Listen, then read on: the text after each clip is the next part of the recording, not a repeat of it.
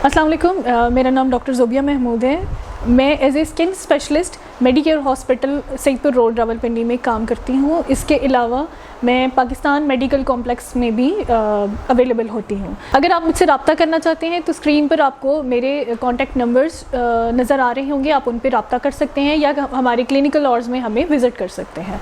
आजकल मेरे क्लिनिक में बेतहाशा यंगस्टर्स या यंग बच्चियाँ बहुत सारे कॉमन प्रॉब्लम्स के साथ आते हैं, जिनमें एक्नी हो सकते हैं, रोज़ेशिया होती है, इसके अलावा छाइयाँ होती हैं और डलनेस होती है। ग्लो, वो कहती हैं मैडम हमारे फेस से ग्लो ख़त्म हो गया।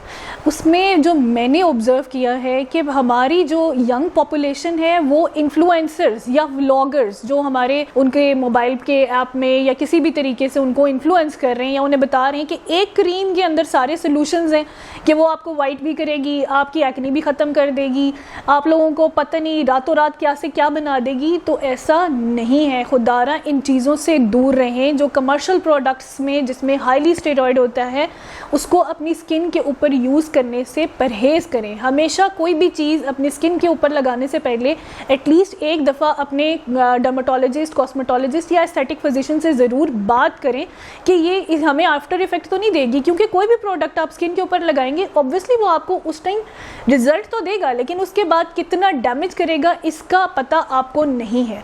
सो हमेशा अपनी स्किन के ऊपर कोई भी प्रोडक्ट लगाने से पहले इन्फ्लुएंसर और व्लॉगर की ट्यूब्स की वीडियो देख के नहीं आपने बताना कि भाई मैंने ये लगाना है, ये मेरे लिए परफेक्ट है। ऐसा नहीं होता। हर किस्म की जो हर पेशेंट है उसकी स्किन डिफरेंट है।